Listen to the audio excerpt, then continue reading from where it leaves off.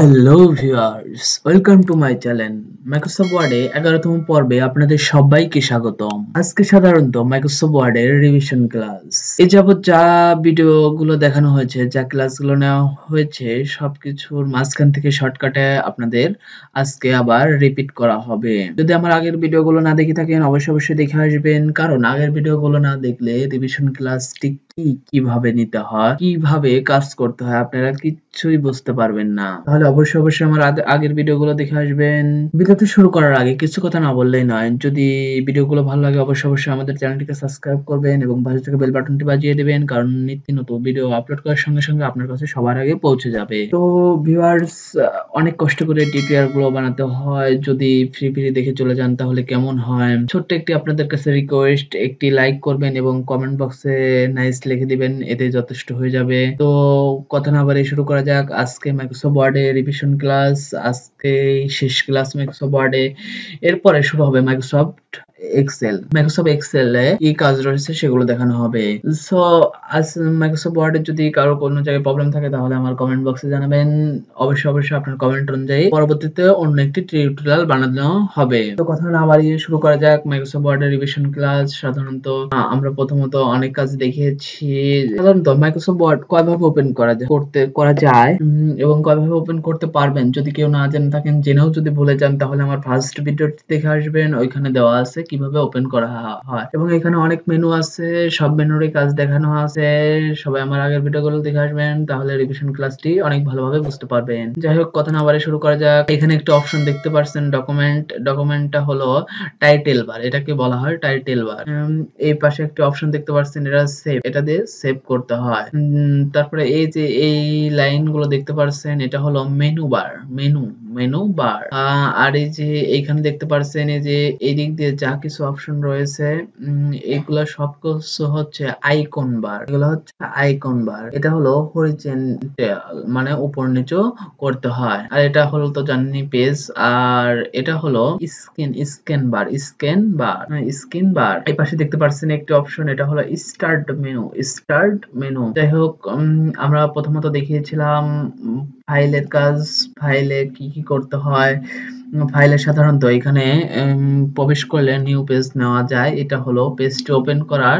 কিভাবে পেজটি ওপেন করবেন সেটা সাধারণত এখানে কয়টা অপশন প্রয়োজন হয়, বেশিরভাগ 4 থেকে 5টি অপশন খুব বেশিরভাগ প্রয়োজন হয়। সেভ অ্যাজ দিয়ে সেভ করতে হয়। আমি আগের ভিডিওগুলোতে দেখিয়েছি, এখন দেখাতে চাচ্ছি না। আমার আগের ভিডিওগুলো দেখলে আপনি ভালোভাবে বুঝতে পারবেন। এটা হলো প্রিন্ট কিভাবে দিতে হয়, আমি আগের ভিডিওগুলো দেখিয়ে এসেছি, আমার আগের ভিডিওগুলো দেখে আসবেন। এরপর এখানে সব পয়েন্টের দ্বারা দেখিয়েছি কিভাবে কোন পয়েন্ট দ্বারা কি করতে হয়, আমার আগের ভিডিওগুলো দেখে আসবেন, তাহলে খুব ভালো হবে আপনাদের পক্ষে। তাহলে এটা হলো ফরম্যাট অপশন কপি কাট কিভাবে করতে হয় আমি সেটাও দেখিয়েছি। যাই হোক, কপি কাট কিভাবে করতে হয় আমি তো দেখিয়েছি, এখন জাস্ট একটি স্যাম্পল আমি দেখিয়ে দিচ্ছি কিভাবে কপি কাট করতে হয়। তাহলে টাইপ করে নেই, টাইপ করার পরে আপনাদের দেখাচ্ছি।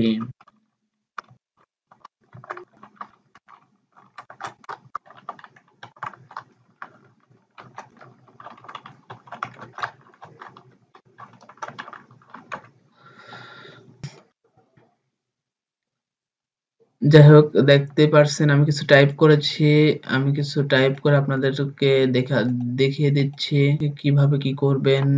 যাই হোক, আমি ফন্টটাকে একটু বড় বানিয়ে নিই। এখান থেকে ফন্ট বড় বানাতে হয়, আপনারা সবাই জানেন। এটা দিয়ে ফন্ট কমাতে হয়। আমি এখানে কিছু লিখে টাইপ করেছি। এটা হচ্ছে tips pro, please subscribe me. তো এটা দিয়ে কি করতে হয়, এটাকে কিভাবে কপি কাট পেস্ট করতে হয় আমি দেখিয়ে দিচ্ছি। আমি দেখিয়ে দিচ্ছি প্রথমেই। যে কাজই করেন না কেন, আগে যেটুকু করবেন সেটুকু সিলেক্ট করতে হবে। সিলেক্ট করার পরে কপি দিলে কপি হয়ে যাবে, এরপরে পেস্ট দিলে পেস্ট হবে, একটা করে পেস্ট হয়ে যাবে। হলো কপি পেস্টের কাজ। কাটের কাজ কিভাবে করতে হয় আমি দেখিয়ে দিচ্ছি আবার। যেটুকু কাট করবেন সেটুকু প্রথমত সিলেক্ট করতে হবে। সিলেক্ট করার পরে কাটে চাপ দিলে দেখেন চলে গেছে।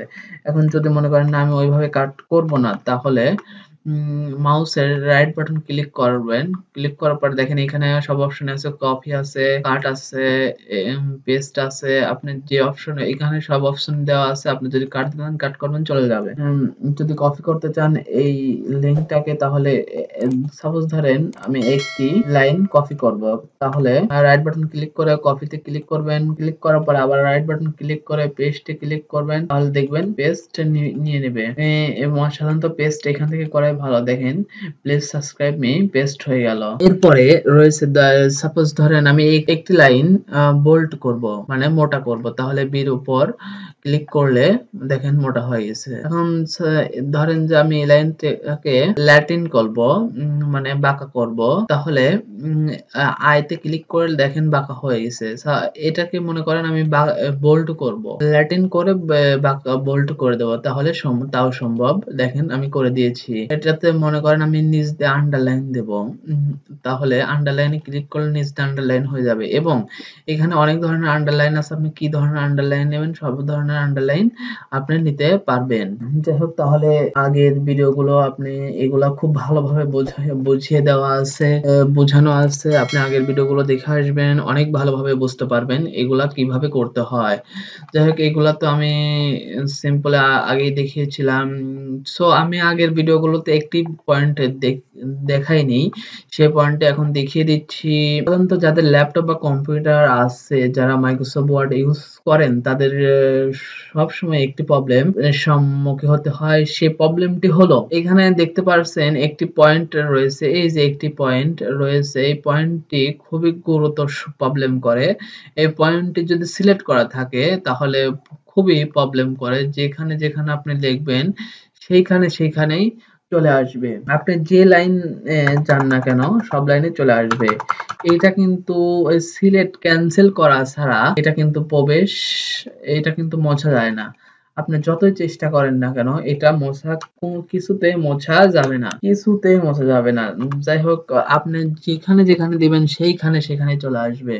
আপনি যে লাইনে লেখেন না কেন, দেখেন আমি নিচ দিয়ে যে লাইনে লিখবো না কেন চলে আসবে। তাহলে কিভাবে এটাকে দূর করা যায়? অনেক ছাত্র ছাত্রী আছে এই প্রবলেমে বেশি পড়ে, তখন প্রশ্ন করে ভাইয়া আমি এটাকে দূর করব কিভাবে, আমার এটা সরছে না, এটা কি চিহ্ন? তো এটা নিয়ে দুশ্চিন্তার কোনো কারণ নেই। তো আপনারা দেখতেই পারছেন এখানে আমি, এটা কিন্তু সিলেক্ট অবস্থায় আছে। এই চিহ্নতে গিয়ে প্রবেশ করে এখানে জাস্ট একটি মাউসের লেফট বাটন ক্লিক করবেন, দেখেন চলে গেছে। এটা খুবই সহজ পদ্ধতি, খুবই সহজ পদ্ধতি। এটা নিয়ে কোনো টেনশন করার দরকারই নেই। সো আমি দেখিয়ে দিলাম কিভাবে দূর করবেন, কিভাবে কি করলে ওই অপশনটি আসে, তাহলে এইভাবে সলিউশন করবেন। সো আমি হোমের কাজ আর দেখাতে চাচ্ছি না। আমার মাইক্রোসফট ওয়ার্ডে হোমের কাজে হোম মেনুর কাজ দেওয়া আছে, এখান থেকে দেখে নেবেন। ইনসার্টটি খুবই খুবই গুরুত্বপূর্ণ ক্লাস। এখানে অনেক কাজ রয়েছে, জাস্ট আমি একটি কাজই শুধু দেখাবো। শ্যাপ নিয়ে একটি গাছ আঁকিয়ে আপনাদের দেখিয়ে দেব কিভাবে শ্যাপের কাজ করতে হয়। ইনসার্ট মেনুর কাজ দেওয়া আছে, সো আপনারা দেখে নেবেন। ইনসার্ট মেনুতে গিয়ে ইনসার্ট মেনুর কাজ দেখে নেবেন। যাই হোক, আমি কিন্তু একটি গাছ আঁকাবো, ঠিক আছে? গাছটি কিভাবে আঁকাতে হয় আপনারা দেখতে থাকেন, দেখলেই বুঝতে পারবেন কিভাবে গাছটি আঁকাতে হয়। তো আমরা গাছের ফ্রেমটি নিয়ে নিলাম। এখন জাস্ট গাছের গুলিটি দিয়ে দেব, গুলিটি সুন্দরভাবে দিয়ে দেব। গুলিটিকে সেট আপ করতে হবে সুন্দরভাবে, যাতে বোঝা না যায় কিভাবে কোথায় কিভাবে আছে গুলিটি। তো দেখতে পারছেন কাজ কিন্তু শুরু হয়ে গেছে অলরেডি। গাছের আমরা গুলিটি মিশিয়ে দিলাম, দেখেন গুলিটি কিন্তু মিশিয়ে গেছে। সো মেশে নাই, একটু একটু টের পাওয়া যাচ্ছে আর কি।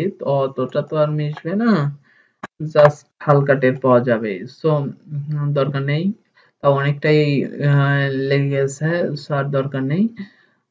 তো আবার ইনসার্টে গিয়ে নিচে আরেকটি শ্যাপ নিয়ে নেই। শ্যাপ নেওয়ার পরে এইখানে আমরা মাটি আকারে একটি জিনিস ছায়া দিয়ে দেই, গাছের ছায়াটি আমরা দিয়ে দিচ্ছি। তো আমরা গাছের ছায়াটি কিন্তু অলরেডি দেওয়া শেষ। আমাদের গাছের ছায়া কিভাবে দিতে হয় দেখেই তো নিলেন। নেক্সট টাইম কিন্তু আর দেখাবো না, এটাই ফার্স্ট, এটাই লাস্ট। এখন গাছের কালার তো এরকম হয় না, তাই না?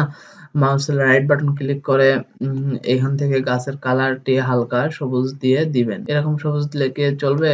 এটাই থাক। এখন গাছের কালার হালকা দিয়ে দেই, গুলের কালারটি হালকা দিয়ে দেই, তাই হবে। আর এটাকে ছাই কালার মানে মাটি কালার দিয়ে দেই। রাইট বাটন ক্লিক করে এই অপশনে গিয়ে ওকে, গাছটি কিন্তু অলরেডি ওকে হয়ে গেছে। কিভাবে করছি আপনারা অবশ্যই দেখেছেন, এই অনুযায়ী কাজ করবেন। এখন এটাকে গ্রুপ করতে হবে তো, তাই না? কিবোর্ডের কন্ট্রোল ধরে প্রত্যেকটা ওই শ্যাপের মধ্যে গিয়ে মাউসের লেফট বাটন ক্লিক করতে হবে। মাউসের লেফট বাটন ক্লিক করতে হবে। আমরা ৩টা শ্যাপ ইউজ করছি, যেহেতু আমরা ৩টা শ্যাপ কিন্তু ইউজ করছি। তারপরে সিলেক্ট করছি, তারপরে কন্ট্রোলটা ছেড়ে দিয়ে মাউসের রাইট বাটন ক্লিক করবেন। ক্লিক করার পরে এখানে দেখতে পাচ্ছেন গ্রুপ নামে একটা অপশন আছে। গ্রুপ অপশনে প্রবেশ করলেই কোনো ক্লিক করা যাবে না। প্রবেশ করলে দেখেন সাইডে একটি গ্রুপ চলে আসছে, এখানে গিয়ে ক্লিক করে দিবেন। জাস্ট ক্লিক করে দিবেন। দেখেন এটি এই গাছটি কিন্তু অলরেডি একসঙ্গে হয়ে গেছে।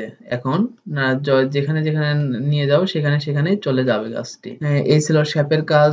সো আমি ইনসার্টের কাজ আর দেখাতে যাচ্ছি না। আপনারা ইনসার্ট মেনুতে গিয়ে দেখে আসবেন। আর ডিজাইন মেনু, এখন ডিজাইন মেনুতে কি সাধারণত 3টি কাজ রয়েছে: watermark, page colour, page border, এই 3টি কাজই রয়েছে। তো এই 3টি কাজই সহজ, আপনারা ডিজাইনের মধ্যে গিয়ে দেখে আসবেন। লেআউটের মধ্যে সাধারণত 4টি অপশন নিয়ে কাজ রয়েছে। এখানে আছে পেজ সাইজ, পেজের A4 size, B5 size, B5A size, পেজের সাইজ আছে। আপনি পেজ পাতালো করতে পারবেন। এখানে পেজে কয়টি কলাম নেবেন সেগুলো আছে, এবং পেজের স্কেলটা কিভাবে নেবেন, ন্যারো সাইজ নেবেন না কি সাইজ নেবেন, সব সাইজই রয়েছে। সো এই 4টি অপশন নিয়েই বেশি কাজ করা হয়। এখানে একটি অপশন রয়েছে বিআর কেস ব্রেক্স, এখানে একটু কাজ রয়েছে। এখানে প্রবেশ করার পরে আপনি দ্বিতীয় অপশনে ক্লিক করবেন। দ্বিতীয় অপশনে ক্লিক করার পরে সঙ্গে সঙ্গে দ্বিতীয় পেজে চলে যাবে। সো এই পাঁচটি অপশনের কাজই সাধারণত লেআউটের মধ্যে রয়েছে। এখন প্রশ্ন হলো আমরা কিভাবে ফরম্যাট অপশন ওপেন করব। আমি জাস্ট খালি এই শ্যাপের উপর ক্লিক করব, অলরেডি ফরম্যাট অপশন ওপেন হয়ে যাবে। ফরম্যাট অপশন সাধারণত দুই ভাবে ওপেন করা যায়। একটি হলো ইনসার্ট থেকে, আরেকটি হলো শ্যাপ দিয়ে। তো ইনসার্ট থেকে কিভাবে ওপেন করতে হয়, আমার একটি ভিডিও আছে ফরম্যাট অপশন কিভাবে ওপেন করতে হয়, সেই ভিডিওটা দেখে আসবেন, অবশ্যই ভালোভাবে বুঝতে পারবেন। আর এখানে ফরম্যাট অপশন আরেকটি তো বলেই দিলাম, শ্যাপ দিয়ে সহজে ফরম্যাট অপশন ওপেন করা যায়। এখন ফরম্যাট অপশনের ভিতরে প্রবেশ করি আমরা। প্রবেশ করার পরে এখানে ফরম্যাট অপশনের অনেক কাজ রয়েছে। সো আমি এখন দেখাতে চাচ্ছি না, দেখালেও টিউটোরিয়ালটা অনেক বড় হয়ে যাবে। ফরম্যাট অপশনের কাজ দেওয়া আছে, দেখবেন ফরম্যাট অপশন 1, ফরম্যাট অপশন 2 দেওয়া আছে। 2টি ক্লাস দেখবেন, তাহলে অনেক ভালোভাবে বুঝতে পারবেন কিভাবে ফরম্যাট অপশন ওপেন করতে হয়, কিভাবে ফরম্যাট অপশনের কাজ করতে হয়, কিভাবে ফরম্যাট অপশনের কাজ করতে হয়, এবং কিভাবে আপনারা সাধারণত দেখেন পোস্টারের উপরে বাঁকা বাঁকা করা থাকে, সেই সিস্টেমেরও দেওয়া আছে কিভাবে লেখা বাঁকা করবেন, কিভাবে ব্যানার বানাবেন, কিভাবে পোস্টার বানাবেন, সব সিস্টেমে আমি দেখিয়েছি ফরম্যাট অপশনের কাজের মধ্যে, এবং কিভাবে লেখাগুলো 3D করবেন সব অপশনই দেখিয়েছি। সো আমি এখন আর দেখাতে চাচ্ছি না, যেহেতু টিউটোরিয়ালটা অনেক বড় হয়ে যাবে। সো তাহলে আমি কিন্তু সব কাজ অলরেডি দেখিয়ে দিলাম। এখন অ্যাডমিশন ফর্ম কিভাবে তৈরি করতে হয় এখন তো দেখানো সম্ভব না, সেটা করতে গেলে আমার টিউটোরিয়ালটা অনেক বড় হয়ে যাবে। সো আপনারা আমার অ্যাডমিশন ফর্ম কিভাবে তৈরি করতে হয় আপনারা আমার ভিডিওটি দেখে আসবেন, তাহলে অনেক ভালোভাবে বুঝতে পারবেন। টেবিল নিয়ে কিভাবে কাজ করতে হয়, টেবিলের মধ্যে কিভাবে যোগ করতে হয়, সবকিছু নিয়েই আর কি ক্লাস আপলোড করা আছে, আপনারা ওইখান থেকে দেখে নেবেন। তো ভিউয়ার্স, আমি টিউটোরিয়ালটা আর বড় করতে চাচ্ছি না, যেহেতু এমনিতেই অনেক বড় হয়ে যাচ্ছে। তো মাইক্রোসফট ওয়ার্ড তো আজকে শেষ, এরপরের ক্লাসটি হবে মাইক্রোসফট এক্সেল নিয়ে। এক্সেলের বহুত কাজ রয়েছে, সেই এক্সেল নিয়েই পরবর্তী ক্লাস আপলোড করা হবে।